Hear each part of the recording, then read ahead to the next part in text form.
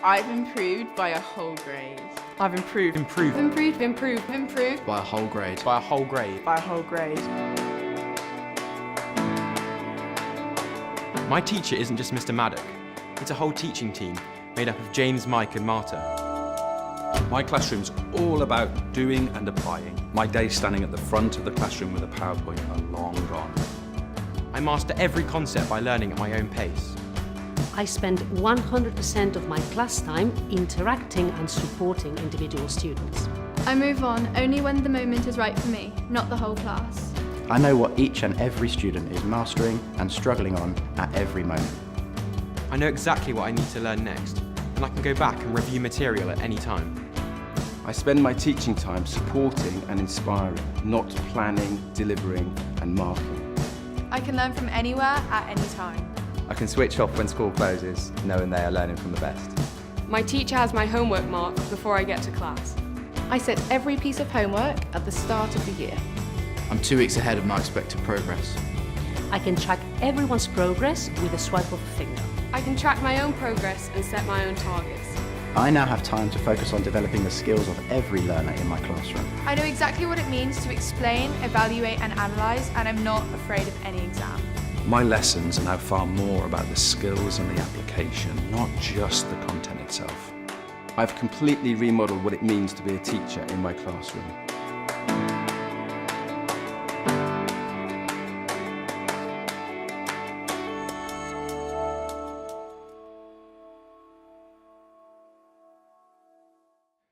Welcome to the Teacher in Classroom 21 podcast and video interviews. I'm your host, James Sims, and joining me in the studio today is Will Swaithes. Will is a PE teacher with 13 and a half years of secondary PE experience. Will has enjoyed 3.5 years as head of PE at the Youth Sport Trust, where he was charged with the task of increasing PE provision offer, quality and support. Importantly, Will has worked at every level of PE, working with individual learners, teachers and departments, as well as consulting and working at governmental level, advising on PE provision and what the future of the subject might be. For these reasons, Will is well versed in the state of PE in education today, a topic we will no doubt discuss at various points throughout our interview.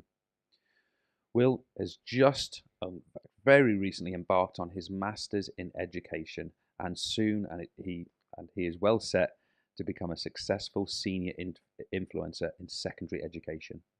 Finally, Will has been a confidant and professional colleague of mine for the past 4 years, sharing challenging and engaging conversations and commentary. Will, welcome to the show. Hi there, James. Thanks. You're welcome. Will, tell us a little bit about where you are in your career right now. It feels to me like things are changing. Tell us about what's been and what's coming. Yeah, I guess new chapter time, isn't it? And changing gear. And I've never really been one for taking one step after the other. I'll just take a bit of a jump and a leap of faith and see what happens. So, I was really enjoying teaching PE and in schools. Had a great advisory role working across a number of schools and leading heads of PE networks, etc. And that drew me to a number of schools in special measures, which led to me thinking, I guess I'll enjoy working wider than PE. So before long, I was an assistant head and then spending all of my time outside of PE. And I thought I'd need to find a way to get back to where my heart lies, I guess. So started looking elsewhere for other schools, and the Youth Sport Trust, who are a national charity responsible for trying to build a brighter future for young people through PE and sport, were advertising for this head of PE role. And I thought, well, they're not a school. Was it a new role at the time? It existed? The previous post holder, it was under a slightly different title, and she'd moved out to New Zealand, had poached her. So it existed, but it was a slightly different guise. And the then chair of the organisation, Baroness Sue Campbell, who I've got an awful lot of time for, recognised that there was some marginalisation and some issues happening at secondary PE. So they were really keen, whilst the organisation was doing a lot around primary and the primary PE and sport premium and driving change in primary education, I guess their eye had perhaps been taken a bit off the ball at a secondary level. And the days of sports colleges and SSCOs and partnership development managers, all of that, I guess infrastructure and landscape had changed. So yeah, I'd always had this thing with teachers where I'd say, well, I did a lot of support with perhaps struggling teachers, but also with teachers new to the profession. And I always had this thing where if you're not enjoying it or you're not good at it, don't do it. You can't waste your time doing something you're not happy with. But also with young people's education, it's really important you're passionate and driven to be good at it, not be stuck in the job. So it's quite ironic that I was pushing people to say, if you're not in it for teaching, or if you're not getting on at it, stop doing it. And then suddenly I stopped teaching, despite the fact that I still loved it and wasn't sure I wanted to be out of the classroom. So I guess for me, ideal would have been staying in school part-time, but then trying to do that national role at the same time. And I recognised that that wasn't possible. There was, and still is, a lot to do around that national infrastructure, practice and policy around PE. So yeah, jumped 2 feet in, spent 3.5 years there, and now it's time for another chapter change. So some of the stuff that really floated my boat over those 3.5 years was perhaps more of the operational stuff and the face time with the profession and trying to influence and drive change. And whilst I got some of that within the job, there was perhaps some other aspects of it that I wasn't enjoying or weren't best suited to my skill set. So now's that chance to go, well, what do I do next? How do I do more of what I love and more of what I'm good at, and less of the grind, and less of the late night emailing, hopefully. So that's the plan. I started a master's in educational leadership with Exeter Uni. I guess when I finished my teacher training, I thought I never want to do any formal learning again. I don't want any qualifications. I did my senior leadership training, didn't bother with the assignment to get my master's accreditation for that at the time. But since being at YST for the last 2.5 years, I've been really pulled towards some of the PhD students we've supported, or master's studies or research that we've been helping, I guess, mobilise and bring to the fore. My other half's doing a master's in, her background's physiotherapy, but she's doing her PhD at the moment in knowledge mobilisation.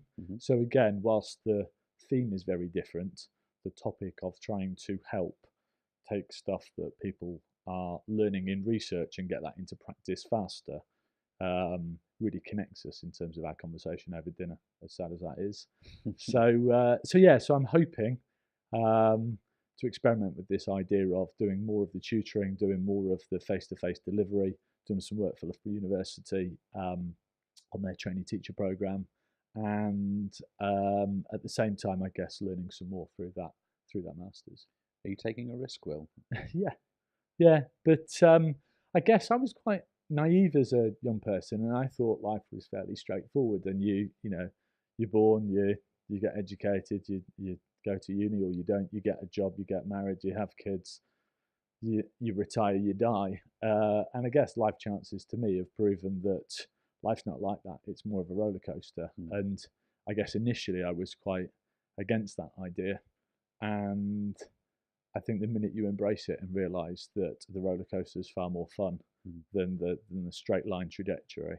And that straight line is, as you say, is arguably a lot less reliable these days than it was, say, 30. I look at my parents' generation, and I think the description you just made there of you get the education, you get the job, you stay in the job, you get married. I think that was quite predictable for a lot of people. I think that is far less the case today. Yeah, I think you almost think that's the way life is supposed to be.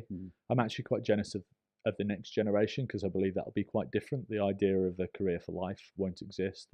And I guess we're now trying to test the market at that idea of leapfrogging between different aspects of your life and different careers.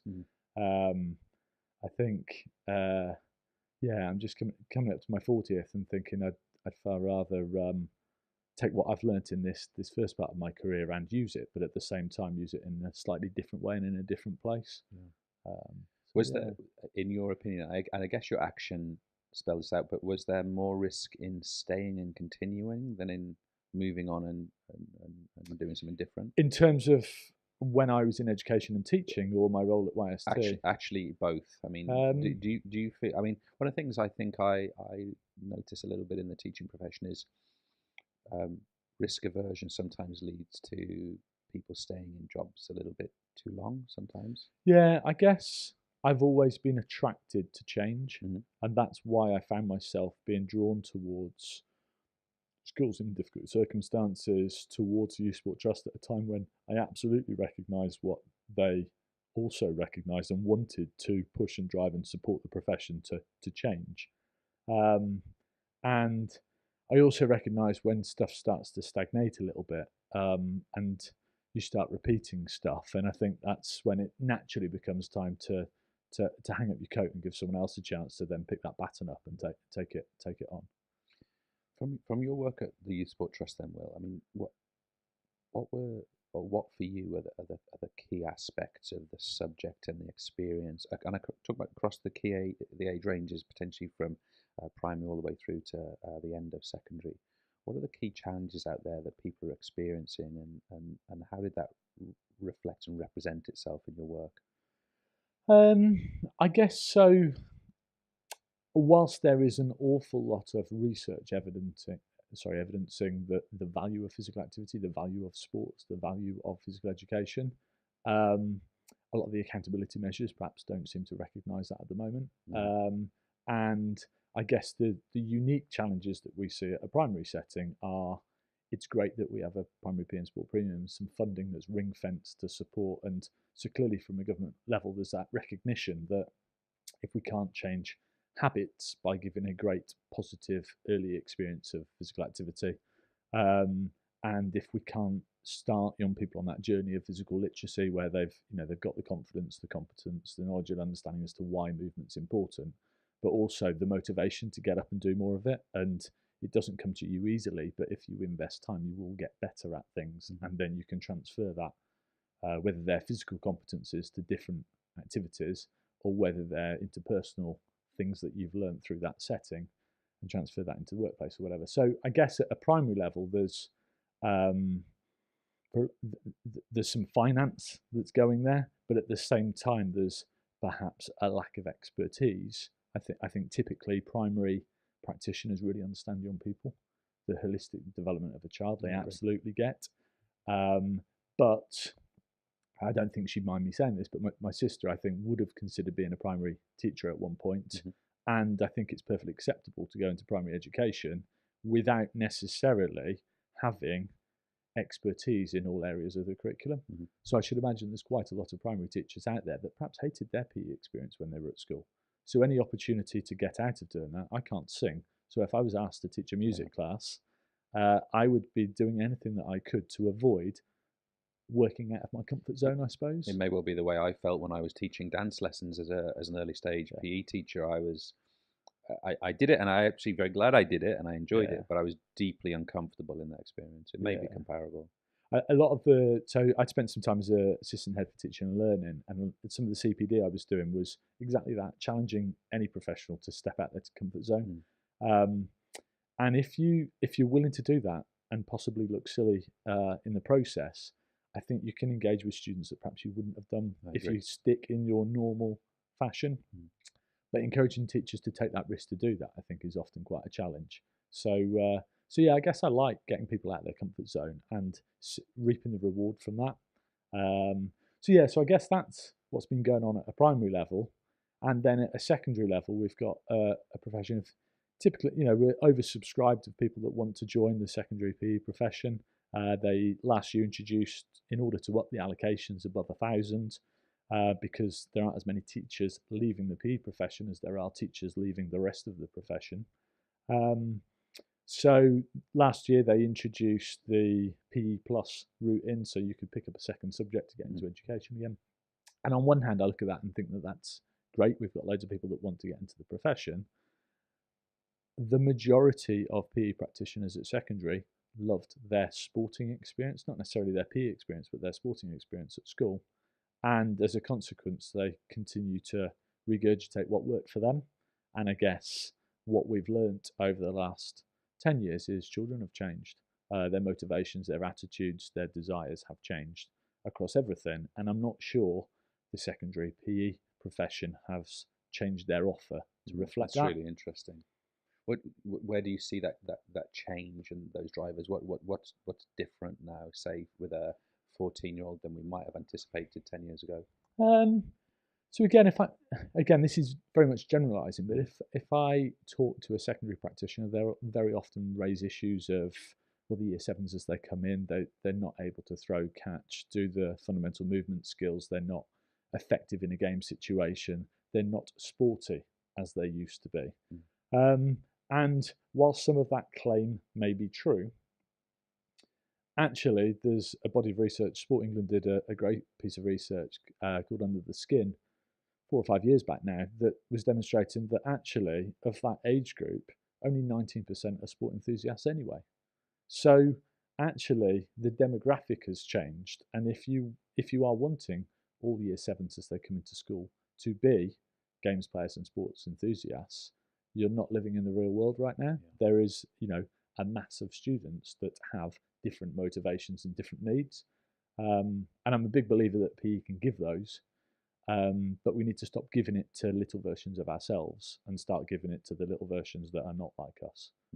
So that the little Will Swaithes was always going to love sport, and particular racket sports. How do we get the other ones? So it's almost valuing those that are almost completely opposite to how you see yourself. Yeah, that's difficult, really hard to do. And really hard to do early in your career as well. And I guess that's the other bit that's tough is you come into the profession all excited about inspiring the next generation of PE teachers or sports people or whatever, and you're drawn towards people that are satisfied in the same way that you were satisfied. Yeah. I used to get my buzz from the 3 o'clock till 4 o'clock every day because that was the students that chose to come back to participate in the things that I was putting on after school. And I guess I then spent an awful lot of time working with exam PE, and again, love the fact that I've helped support young people to go on to study sports science or to become PE teachers or etc. But actually, probably where I left a more marked impact was on those few individuals that I changed their lifestyle habits. Yeah, that's really interesting. And you mentioned the word accountability earlier on with regard to secondary education. Yeah. Is there? Tell us how you see that issue. And again, I'm really optimistic at the moment. Amanda Spielman is saying all the right things from an Ofsted perspective as to what may come around the next inspection framework. I'm hoping to get sight of that early in the spring, and I'd really encourage any of the profession, particularly the PE profession out there, to speak up when there's consultation opportunities. So I think at the moment we are, as a PE profession, as custodians, I suppose, of the subject at the moment, we are responding to what we're held to account on. That's interesting. And in a secondary school setting, that's something that can be put in a league table. The stats of the number of Ofsted inspections and their reports that mention PE or sport is about 7 or 8%. So under the current framework, not much attention is being given to PE. And on one hand, I'd love to shine the spotlight on PE and get great practice, but also some challenging practice unveiled and talked about. But then the one thing that we can measure is the exam result at Key Stage 4. And again, I love and I'm still a moderator for examination PE, but that syllabus, that criteria is only fit for a small proportion of students. I think we discussed earlier that last year, less than 1 in 5 students do it, and I think now it's less than 1 in 7 that take a GCSE at Key Stage 4 in PE. Well, why are we spending all our time focused on that minority of students rather than what probably got most PE teachers into the job in the first place, which was the passion for lifelong participation and movement for everybody? And how do we do that with that accountability, that scrutiny, and that pressure on those results? How do we balance that out? I mean, my mind jumps to the crucial importance, for example, of strong core values and a true identity of what is trying to be achieved. What do you think? I guess it's a mix, isn't it? It's about not being defiant. If the system and the school system at the moment, I've worked in a lot of schools in challenging circumstances, and I absolutely understand that the exam results are what's going to drive commitment from the local community to send their students to that school. That drives up, and I guess, the culture of the school, and will change that critical mass of young people that can achieve, that want to achieve, that have got aspirations, and that will help turn around the school. So of course there's an element of we need to get the best exam result success for the students that we have and make sure that they choose the right pathway that they can be successful on. And I guess I'm really passionate about trying to help share good practice and share ways to get the best results that you can out of students. But at the same time, it's about, whilst not being defiant, pushing back at the system and the infrastructure in schools and saying, well, when you come do your observations in PE, or when you do your performance management, or when we have our department teaching and learning meetings, or when we are doing local networking events and talking about PE, or when we're discussing things with parents, it needs to not be tunnel visioned around examination PE. Yeah, it's really. I think it's such a good reminder. Will, it's so easy to go down that road, isn't it? And we work a lot in examination PE work, and very proud of our work in that area. But there is a bigger picture here, isn't there? When you were talking before about the value of someone who would develop tendencies towards lifelong participation, I was asking myself a question. I don't think it's fair to ask you this question, but I'll ask it kind of rhetorically. Ask it anyway. I thought, what is more important to me or to Will or to PE teacher XYZ? Is it the student who gets an A in the GCSE, or is it the student who joins you, perhaps as a year 7, and is an inactive type, sedentary type character, and then leaves you by year 11, say, for example, and is engaged and committed and enthusiastic and motivated to participate in physical activity, something which potentially could have a dramatic impact on their life. And thankfully, we don't have to choose one or the other, but we mustn't choose only the A. We mustn't devalue, I think, the importance of that activity level. Well, what's the state of well-being of students and colleagues in school today as you perceive it? Yeah, good question. Going back on your previous, I'll answer that in a minute. But you've made me think of, there are a number of ex-students of mine that are now heads of PE teachers that I absolutely This make you feel old, by the way. Yeah, they make me feel old, and that's about all they give me. Whereas, if I really reflect, I remember a student I ran what we called a Look Beyond Day. I worked at a school in Newark, and a lot of the students hadn't really moved out of the town, let alone outside of Nottinghamshire. So we worked really hard, used some pupil premium funding, etc., to try and pull together this Look Beyond Day of taking students out of their school, out of their community.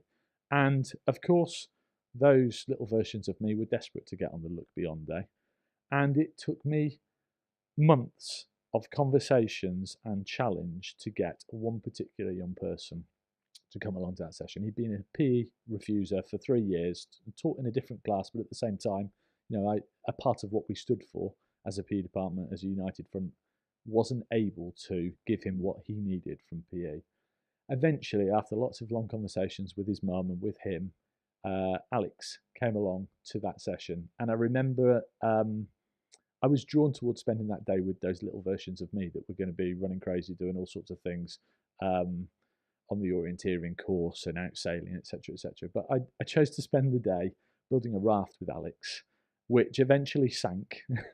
And we were both stranded in the middle of this lake. And I remember the bus journey home, him saying that's the best day I've ever had. Wow. I didn't ever have a problem with him bringing his kit to PE after that. And if I look, I don't know what Alex is doing now. He certainly won't be tuning into this. But at the same time, I probably had a bigger marked effect on that young person's life than some of those people that were going to achieve in PE or in sport, regardless of me. So yeah, I guess I'd remind people to try and we're not very good as a nation, are we, to pat ourselves on the back and recognise where we've done something good. We're very quick to go, yeah, but. And I guess one of the other things I really enjoy as I move around and work with schools across the country is, and this ties in, I suppose, to your question about well-being, reminding staff the difference they're making, because we're not very good at sitting back and going, the new term started a couple of weeks ago. How many of those new year 7s have come in and I've taken time to learn their name, to learn something about them and to make them feel welcome in our school? And some of those that looked like they weren't enjoying life because, as you know, the stats are horrendous around the number of young people with mental health issues or with social interaction challenges or that digital distraction that they think that life that they live in their device is more important than the life that they live interacting with human beings. And I guess it's that age-old quote of the number of interactions a teacher has that can have a marked impact every day. I think the PE profession, again, is great at that, at being able to be a bright, smiling face around the corridors, around the school that interacts. And that's probably why a lot of them then go on and end up heads of year, assistant heads, etc., because of that rapport relationship, that interpersonal connection they can make with people. But I would say I got those things from PE and sport. and I want to make sure every person that comes through PE and sport gets those things and gets better at those things and values those things. So yeah, in a long roundabout way to answer your question, I think well-being is in trouble right now. And when I talk about well-being, I guess I'm talking about the physical, the social, and the emotional aspects of well-being, connecting it really tightly to health. And whilst we can't put the weight on the shoulders of the PE profession to fix well-being, it's every parent, every teacher, every politician, and I guess every young person's responsibility to take ownership of their own well-being.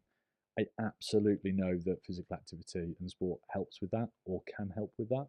So, when I've been going through challenging times, there's nothing better for me than getting on the squash court and hitting some balls hard.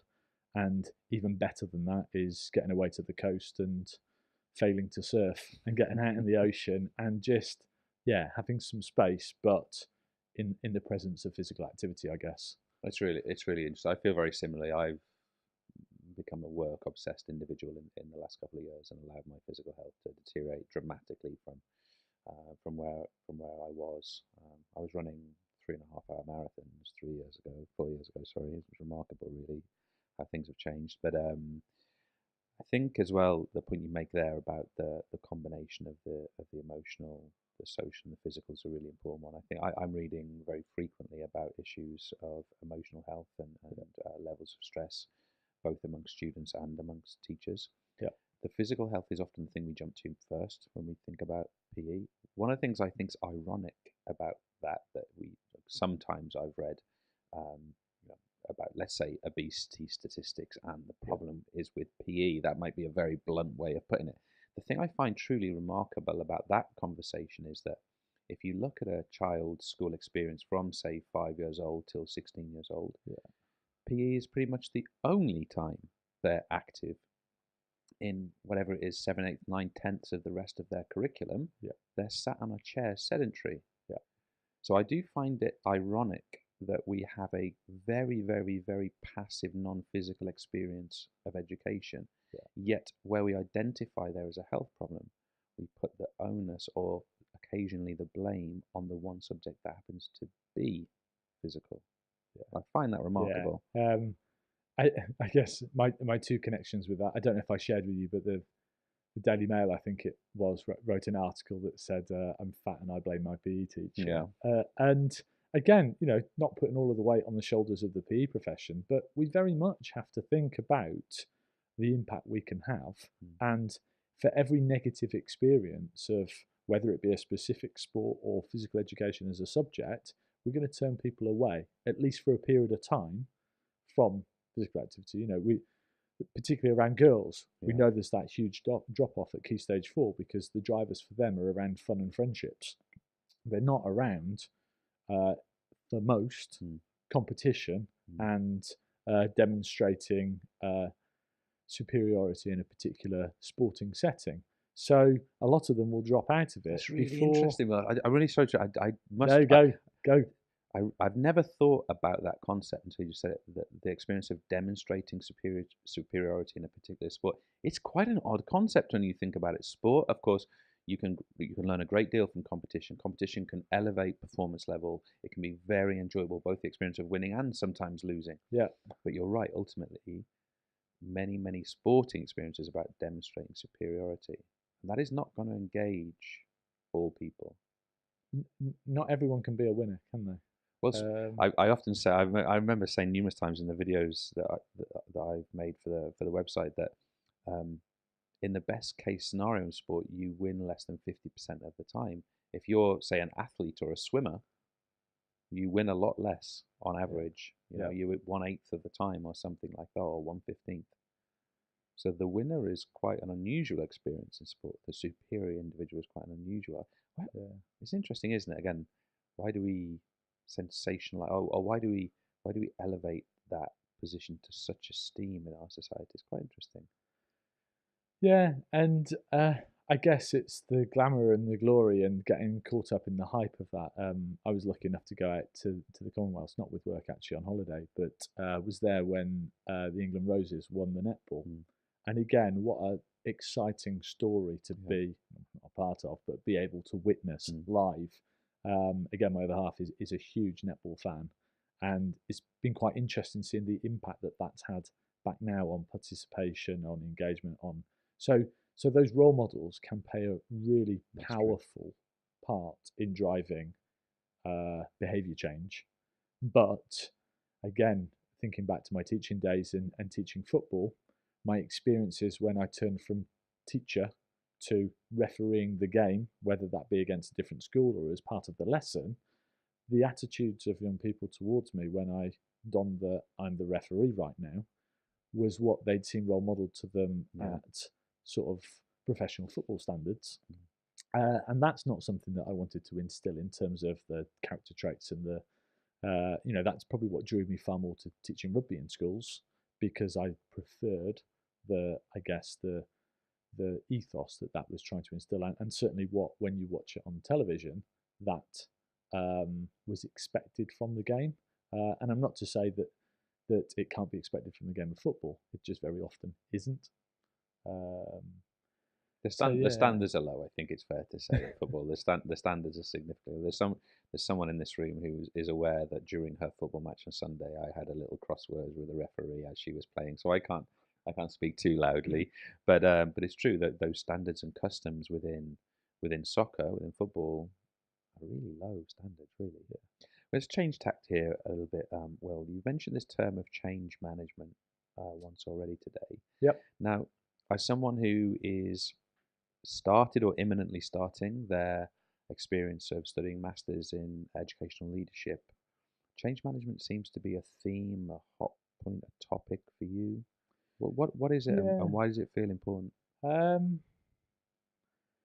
guess so. In a school setting, I guess I'm always driven to try and be or have that educational experience be the best that it can be, helping practitioners be the best that they can be. And I'm drawn towards the idea of change because typically that gets surrounded by energy and enthusiasm to do something. Mm-hmm. Whereas when things get, I guess, quite stable, to me, they can sometimes be less attractive to get involved in. So I guess there's, for me, maybe that's the sportsman in me, the competitive element of me that's looking for opportunity to drive change and to be a part of and be a key component in trying to help change happen. And I think in the majority of education settings, there is change that is needed. So even in schools that perhaps are rated by Ofsted as outstanding, that perhaps something that helps keep them there is the fact that they are relentless about trying to drive change. And when I say that, I'm not talking about this revolutionary big thing. I'm talking about all of those small step behaviour change. We had a guy, Jez Rose, a behavioural psychologist, speak at our conference a couple of years ago, and talked really eloquently about that idea that if you're looking for big change, it's made up from lots of little steps. There isn't that eureka moment, that magic wand that's suddenly going to fix and cause change. Yes, there are sometimes convoluted pathways to get to the same end result, and there might be a shortcut that can help drive that. But yeah, I guess I'm just fascinated by the idea of how can people help drive things to be better than they are at the moment. I think it's interesting. I tend to see, on a societal level, our society is pretty much defined by consistency. I might use conservatism, keeping what it's been like before. That's quite typical. I actually agree with you that truly great cultures are defined by continuous and cultural change at the heart of what happens. It's not something that happens because we get some results or some data that suggests we need to make a change, but it's a cultural phenomenon where change is built into the day-to-day experience of every time we do something, we challenge it as not necessarily the best we can do it and keep going in that direction. Yeah, I love environments like that. Yeah, but you have to have had confidence and self-esteem to have achieved in places that have needed change before to be drawn towards that. So again, this move for me from teaching to Youth Sport Trust, the national charity, to independent or freelance consultant is another chapter of change that is going to be a bit wobbly for a period, But I'm kind of thinking that the more times you do that and force a wobble, you end up in a better place in the long run. And I guess, yeah, I'm drawn towards the excitement that comes from that. Okay, so in that case, if we address the idea of the comfort zone, then you're out of it right now. You've taken a step. I'm not going to call it a leap because I'm sure you've thought it through a great deal. But what drives people, in your opinion, then to be in the comfort zone? Because I often feel that people are choosing to be in the comfort zone, or they're trying to stay in the comfort zone. Why is my life is almost the complete opposite to that? I'm never ever in the comfort zone. So I find it now hard to reposition my mind back or to empathize back into that mentality. I'm not saying I've never been there, I'm sure I have, but right now I can't put myself there. How do you interpret that? So I've got a few things to say on that. What about habits, which I'll forget about, so remind me to talk to you about habits. But the other bit, I guess Ali Oliver, our chief exec at YST, she's very passionate and a big believer in that idea of being agile. And as an organisation, being ready up for and ahead of the curve with change. I love that. I love that desire to continue to go where it's challenging, not go where it's easy. And I guess that's counterintuitive to a lot of people. I don't know if you've ever seen the change curve, and whether that be around anything to do with your life or your work. There's that period of chaos that happens just after there's the denial and then there's the chaos, and that place is uncomfortable. I guess if we take it into the teaching environment, we talk about that as the learning pit. And actually, if students go through school always just learning a bit more and succeeding in the performance zone, they will only get a little bit better. There'll only be marginal gains in what they've learned because they sort of got it before. What we don't do a very good job of, because we live in a fairly testing environment, in terms of we do a lot of testing, we ask people to be in their performance zone far too often, rather than putting them in their practice zone where we go, it's fine to fail. In fact, failing is good, because when you fail, you realize what you don't know or what you need to know, or you unpick something that's deeper and harder to understand to get to a different place. I've always been really interested in some of the organisations that will drive perhaps people with a first degree into education. And for me, the best maths teacher for me would be someone that isn't particularly good at maths, because they need to articulate it to someone who's not very good at maths. And your ability in a particular subject doesn't necessarily make you a good communicator, facilitator of learning of that subject. Again, I remember that I always wanted to be an architect as a kid, and my PE experience wasn't great at school, but I had a very sporty family. I played a lot of squash, tennis, and bits of rugby outside of school. And I always thought that was just something I did for me, until a new PE teacher started just as I was entering into GCSE years. Wasn't particularly academic at school, so agreed with my parents that PE as GCSE would be a good option, because then I could actually do my academic time in the other subjects. And actually, that PE teacher wasn't many pages ahead of us in the textbook. He'd retrained, I think he was an art teacher previously, and retrained to PE. And I think he was able to, his interpersonal skills enabled him to connect with us as a class. And in fact, of that class, a lot of us went on to study sport and PE at university.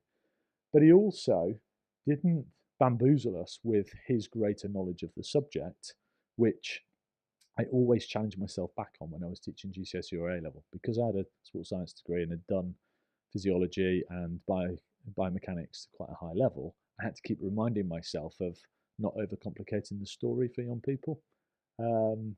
So yeah, I think, I don't know how I've ended up in that conversation, but I guess one of the keys to great teaching is about supporting people to get into a place where they don't understand and they're trying hard to figure something out to get out the other side.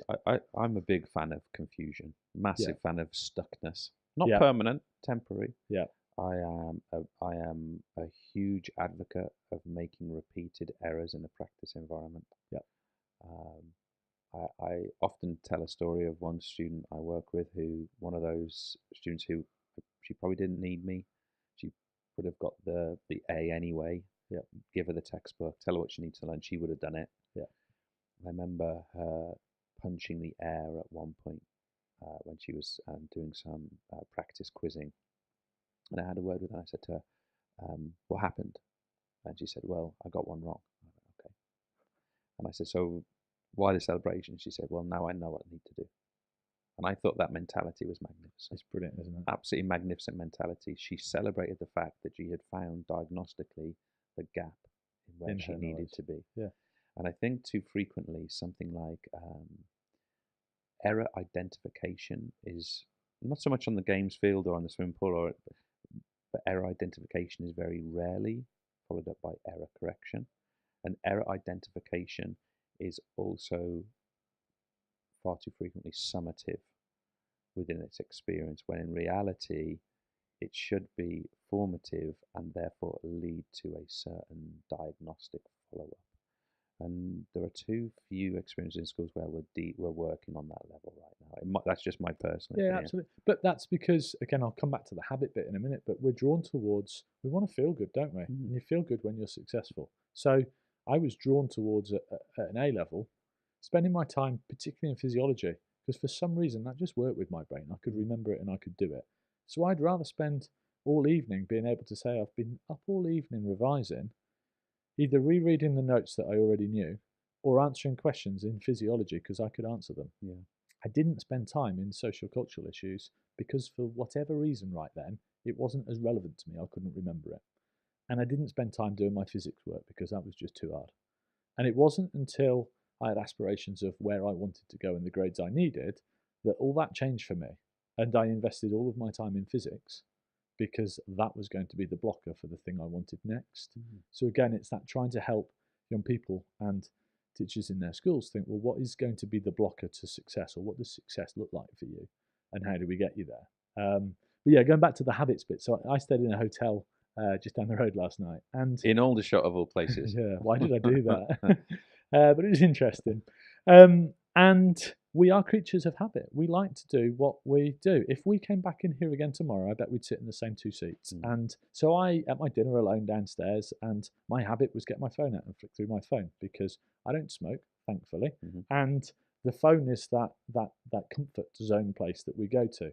But the seat I chose last night is the same seat I chose for breakfast this morning. That's interesting. And when you walk into a classroom, the students will choose to sit the same place they happen to sit the first day, unless as a teacher, you're finding ways to challenge and change that. So, yeah, I just think I love the Einstein quote of if you continue to do things the same way and expect different results, then that's the definition of insanity. See, I think that's interesting. One of the things, this might come across as a bit extreme, but you know that saying, if at first you don't succeed. We've all heard this. Yeah, we've probably all said it numerous times. And of course, the classic is try again. Now, I understand what that saying is getting at. My saying to myself is, if at first you don't succeed, try it completely differently. So for me, there's probably a grey area in between where you drill and you repeat, and you know if it's a core skill or core knowledge, you have to drill in, of course. But if you're not succeeding, then do something different. Try something else. Try something that might work better. And I think too infrequently do we have the tendency that the classic one in my mind is, how frequently do we as educators, as teachers, walk into, let's loosely call it a classroom environment. It could be of any kind. Yep. A lab, a sports field, a desk and chairs, whatever. How frequently do we walk into that classroom environment and ask real questions about why it's set up and equipped the way it actually is? So for me now, that's all I do. I question everything. I walk into a room and I try and pick out the reasons why there's a whiteboard, there's rows of chairs, it's all facing in one direction. I understand now roughly why that might be. I don't think we're encouraged to think like that in education. No, I'd agree. And it's exciting to challenge that. And when you change that, it's exciting again, isn't it? Something as little in a classroom as students turning up to finding the room, the environment can be different. And that's as simple as, we used to do a lot of teaching in a T formation. So I'd set up the table so I had 2 people here and 2 people here, so they could still see the board and do things that we were doing at the front. It was far more about that cooperative learning and the table learning. And just the walking into a room and seeing that elicited a different response and a different attitude towards what that lesson was going to be about for the students. And yes, it took some time and effort, but actually just that simple thing probably had more impact on that lesson than me staying up all night preparing for it and prepping a whizzy presentation or finding a great clip on YouTube that I could use in it. So yeah, I think we just need to drive people to think differently if you want to achieve different results and if you want to drive something different. You used the word custodians earlier. I think if I'd have to go back in the clip to remember exactly. You said something like teachers are custodians. What do you mean by that? I was talking specifically about physical education teachers and custodians of PE. And I guess I hope PE will still exist, maybe in a different name, but it will still exist well after the time that we're gone. But I guess I talk about it as a way of taking ownership and responsibility over what it stands for. And I guess if we look back through history, why PE came to the fore in the first place was about being fit for war. Later than that, it was about being fit for health. Then there was an element of, I guess, the competitive sport bit and how can we get more people into sport and the experiences that they can get from that. Drawing back on your previous conversation, I think one of the things that sport does really well is, in order to be effective and a champion at sport, you have to be willing to do things differently. So if I think of some of the great tennis matches that have happened, the underdog or in other circumstances the regular expected winner is able to change the momentum and turn the game on its head by choosing a different way, a different tactic to drive at the opposition. So if I play my natural game on a squash court of hitting the ball hard and going for nicks and winners all the time, if I come up against someone with that same style, sometimes if I'm on a purple patch, it will be working for me. But I have to be willing to recognize that as 2 very similar styles, mixing it up is more likely to be successful than keeping it the same. And I guess that's the bit that I think our subject can teach people a lot about, is that changing tactics often yields great results. And when you've experienced and done that in a sports setting, it's exactly the same thing that you need to do in a work setting or in your life setting, but obviously in a different context. You mentioned the word fixing. Does PE need fixing then? I think it's really fragmented at the moment. So again, I'm very lucky. I get to visit a lot of schools across the country and see what they're doing in PE. And I think the mistake would be in suggesting or overgeneralizing the situation. Of course. It would also be in walking into that school and observing and making judgments, because the thing that I love is about drawing self-reflection and helping people think about, so why have you done that the way that you've done it? Not necessarily pushing an opinion on what I felt about that experience, but an opportunity to hold up a mirror. And often you get some great reflections that help drive change. But also there's a lot of that stagnant water out there in PE departments where it continues to be what it's always been. It continues to be marketed and sold as the blocks of sports that you do and repeat the next year. And when we complain about the fact that we're losing PE time at Key Stage 4, so we did some research last year that said in 38% of schools across the country, and again, we can't get the statistics we want because teachers are too busy to fill out a survey. But at the same time, without that evidence that can help us drive change, I guess our hands are tied a little bit. But from the schools that responded to us, 38% have seen a drop in particularly Key Stage 4 curriculum time since 2012. So since we hosted the Olympics, there's been a huge drop in the amount of core curriculum PE time. And a lot of what's happening at Key Stage 4 is because the EBAC subjects and Progress 8 and drivers of those accountability measures are taking centre stage. And I guess what as a PE profession we're perhaps struggling to articulate is the fact that when done well, our subject can give better well-being to more young people. And if we can give them better well-being, that Maslow's hierarchy of feeling safe, feeling happy, feeling healthy, getting enough sleep, having positive interactions with other people. And again, you don't only get those from your PE experience, but I think PE can help articulate the message to do more of that beyond their core curriculum time. If we can unblock that Maslow stuff, the Bloom stuff almost takes care of itself. So the higher order thinking, the stuff that we're testing for at Key Stage 4 will happen better.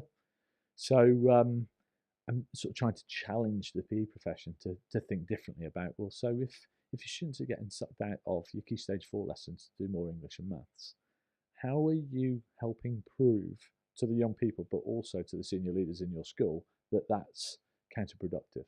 That I certainly know when I was at school, if you gave me more English lessons, I wouldn't have been more literate. Yeah, I agree with you about I that. only became relatively literate when I had a passion for what I was reading about. So it's about, so how do we use, I guess, our tools for greater good? And to go back to your original question, does PE need fixing? At a global level, I think yes, because I think whether it be within politics, within the media, within parents, within some teachers, within some students, there is a confusion as to what it stands for, what it is for, what a well physically educated young person can expect to leave school with. So again, I spend a lot of time exploring that with teachers, thinking, okay, so it's not as simple as a really snazzy vision statement for what PE is for, but come on, let's have an elevator moment for a minute, and you convince me what you are going to make sure every year 11 leaves your school with as an outcome from physical education. And if you can't articulate that in 30 seconds, we don't have much hope of the students being able to articulate that. And therefore, parents won't understand it, and neither will senior leaders. Yeah, and potentially senior leaders will value it a lot less. Yeah, I again, at a previous school, loved the fact that for Key Stage 4 students, if they didn't take examination PE, I only had to give them an attitude to learning grade. That saved me loads of time. As a PE department, we thought we'd won when we got that.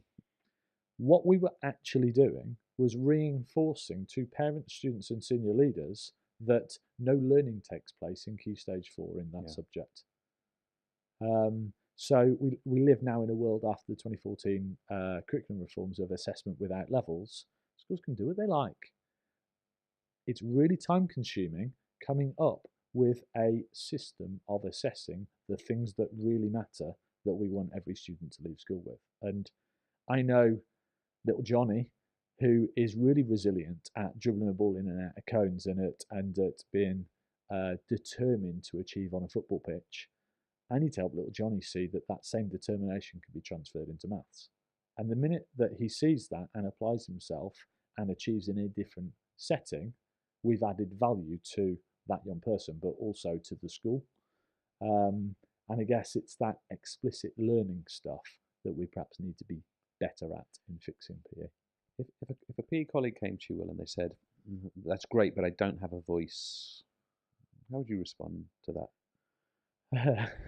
I guess I'd laugh like I have there, in that we live in a time at the moment where any PE teacher you speak to is disappointed by the narrowness of the GCSE PE activity list. But whilst I wasn't, in fact, and I'm guilty of this, when I was in the profession, I didn't recognise that consultation that was happening. I didn't air my voice for what I felt was the appropriate GCSE PE makeup. And because of that, I wasn't a part of that consultation, and I wasn't a part of influencing what that turned out to be. And since being within my current role, but also my connections with exam boards, I've realised that very few of the PE teaching fraternity stepped up and made a voice. So actually, the irony is, for every one PE teacher that stands up and says something, their voice is quite loud. Certainly, colleagues at the Department for Education and at Ofsted are really eager to hear from the profession and help the profession drive change. We just have to be willing to invest the time in the future of our subject. And I guess that's my point around the custodians of the subject. We have the ability to define what it looks like in a school setting. when that's working, we have an opportunity to share, talk about it, and encourage others to do similarly. And that practice will drive policy change. There is no point in sitting around and waiting for a magic wand that will fix it, because that won't come.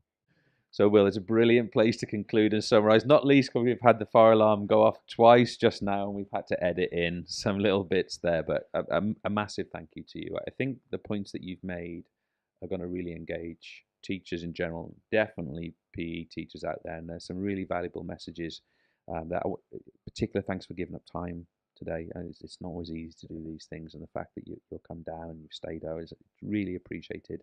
And I also want to say, I think as you go on your way to next job and the masters and the consultancy and the freelance, it's an exciting time, and obviously we wish you luck for that. But I think there's an awful lot of teachers who will have worked with you and alongside you through your work at the Youth Sport Trust and before that, who I think we can collectively express a big thank you.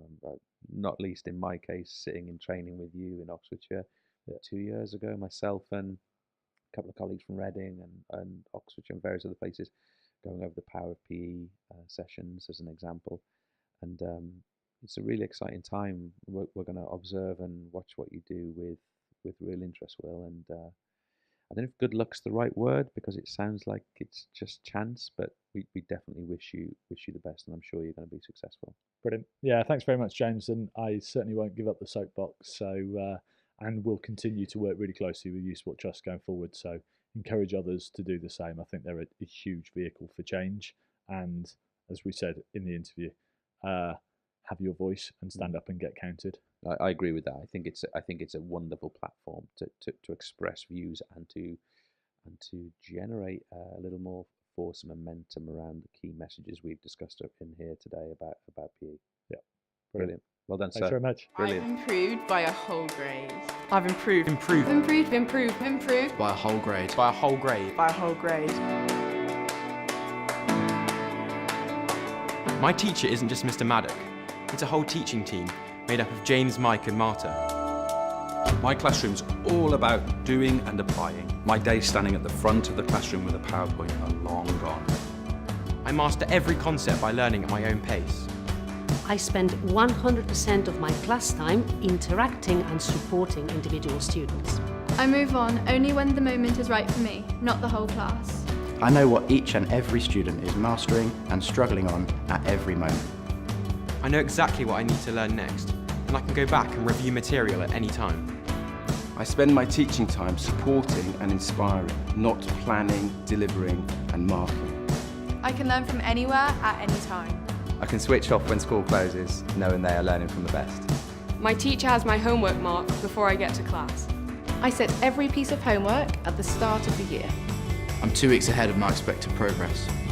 I can track everyone's progress with a swipe of a finger. I can track my own progress and set my own targets. I now have time to focus on developing the skills of every learner in my classroom. I know exactly what it means to explain, evaluate and analyse, and I'm not afraid of any exam. My lessons are now far more about the skills and the application, not just the content itself. I've completely remodeled what it means to be a teacher in my classroom.